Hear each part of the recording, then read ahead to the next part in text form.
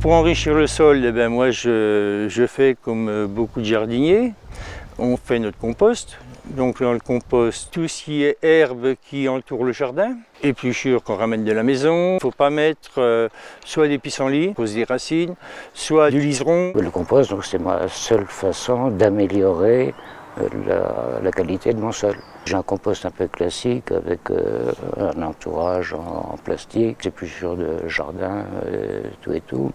Et l'autre endroit, c'est un endroit où je mets à la fois des branchages, des herbes. Mon compost, je mets tout, absolument tout. Tout. Et puis, après, je mets 20-30 cm de terre et je plante des plantes dessus, des fleurs. Et puis là, je laisse 2 ans. Et au bout de 2 ans, j'ai une terre comme ça. Au bout de 2 ans, j'ai ça. Voilà. Pour avoir un sol sain pour mes cultures, j'utilise du sang desséché que je mets à la plantation, mon terreau à moi que je fais, avec tous mes petits déchets, tous mes broyats, toutes mes herbes que je coupe de mes fleurs. Voilà. Tout ça. Ça va sur mon compost et avec tout ça, je replante mes petits godets, mes petites plantes au printemps. Et sinon, je mets du fumier de mouton à l'automne. On peut mettre aussi de la corne desséchée. On peut aussi mettre des algues. C'est comme on veut. Le fumier, je l'emmène, je fais des petits tas, puis après je l'étends dessus, avant l'hiver. Et après l'hiver, je passe au motoculteur, ça se mélange très bien ensemble. Ce que je fais des fois avant l'hiver, avant de couper, je sème de la moutarde. C'est un engrais naturel aussi, ça. Pour le paillage, j'utilise le reste de feuilles mortes que j'ai mis à l'automne. Je les composte bien, je les écrase bien, et puis je paille avec ça. Pour moi, c'est important de pailler pour éviter l'évaporation de l'eau, parce que je suis sur un sol sableux. Donc tout de suite, j'ai plus d'eau. Ça s'enfonce et puis voilà. L'arbre mort, il me sert de nichoir à oiseaux, enfin de nichoir, de perchoir à oiseaux. Et au pied, j'ai fait une lasagne, donc le système où on dépose, on ne bêche pas le sol, un peu de carton, un peu de compost, un peu d'herbe et un peu de terreau par-dessus. Je plante directement dedans. Donc la première année, j'avais déjà des récoltes assez intéressantes sur cette lasagne sans avoir à travailler le sol de façon assez laborieuse, comme c'était un sol déjà très dur. Depuis 2 ans qu'elle est là, cette lasagne-là, j'y plante un petit peu de tout et avec relativement pas mal de succès. C'est une méthode un peu de feignant, hein. Mais alors la fois, si on peut ne pas trop se fatiguer et être efficace, je vois pas pourquoi on s'en priverait.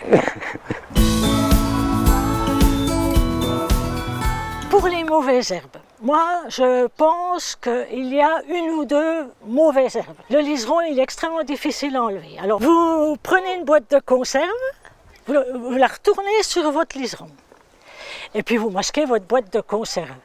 Et au bout de 6 mois, vous enlevez votre boîte de conserve, il n'y a plus de liseron. J'utilise qu'une chose, du vinaigre.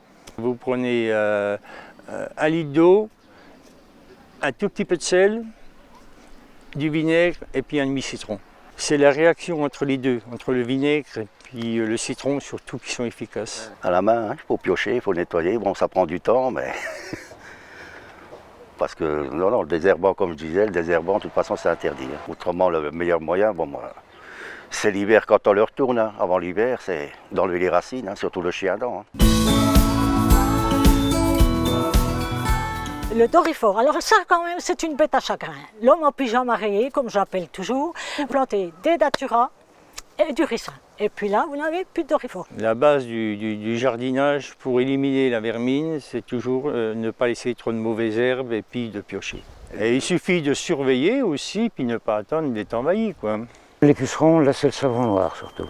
Hein, donc j'ai un petit pulvérisateur, je fais mon mélange, et, alors savon noir ou tout simplement à la main, avec le pulvérisateur avec de l'eau pour les faire tomber. Je n'utilise plus de savon noir, j'ai des coccinelles. Quand je vois que j'ai cette année, l'ânette, j'avais des pucerons noirs sur mon ânette, je suis allée chercher 2 coccinelles, je les ai mis sur l'ânette. En 3 jours, j'avais plus de pucerons sur mon ânette. Il y a certaines fleurs, comme les œillets d'Inde, bon, ça repousse les pucerons. Les fèves qui attirent les pucerons aussi, C'est bien d'en avoir dans un jardin. La macération des feuilles de rhubarbe, ça marche contre les pucerons. C'est efficace. Je mets de l'eau dedans, hein, donc je mets mes feuilles de rhubarbe. Je laisse pourrir, quoi, je remue de temps en temps. Après, je filtre l'eau, puis je pulvérise sur les pucerons.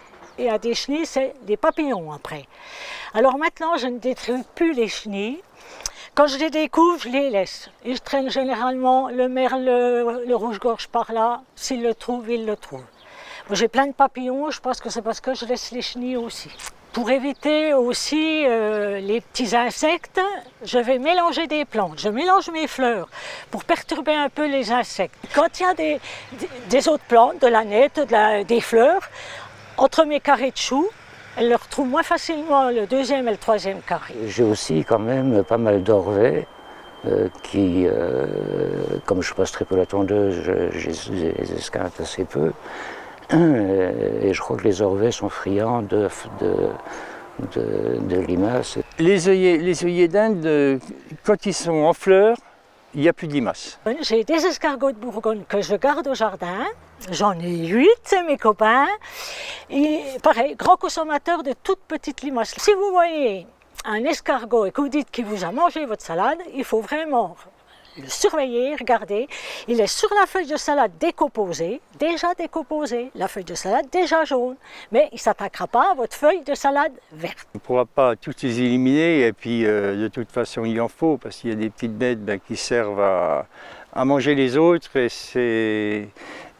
c'est comme ça, on ne peut pas faire autrement, quoi. Pour les tomates, j'ai un peu de bouillie bordelaise. Alors je fais mon petit mélange de vaso dans un petit pot et au pinceau, j'attaque directement les taches noires. Tous les ans, je mettais comme ça les tomates sans les couvrir et tout, donc j'en avais pas. Tout de suite, elles chopaient le mildiou. Hein. C'est pour ça que j'ai fait cette cabane là, parce que c'est la pluie qui fait venir le mildiou. Le mildiou, j'en ai jamais eu. Ce que je fais, je mets des orties fraîches au fond du trou à tomates. Ça renforce la santé de la tomate et une fois qu'elles sont bien en bonne santé, elles sont moins attaquées par tout ce qui est maladie.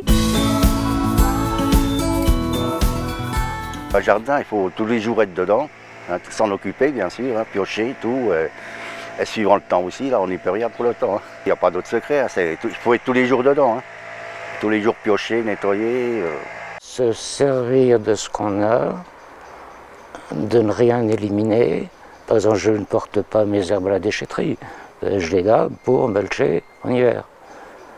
Je vais très peu à la déchetterie. Les tailles d'arbustes, je les mets dans l'espèce de pourrissoir compost qui mettront peut-être 2-3 ans à se décomposer, mais enfin elles finiront par se décomposer. Et tout ce que mon sol produit, finalement, je réutilise pour qu'il continue à produire, avec le moins d'apport extérieur. Et en tout cas, pas de produits climaticides, engrais chimiques, choses comme ça. Là, c'est exclu.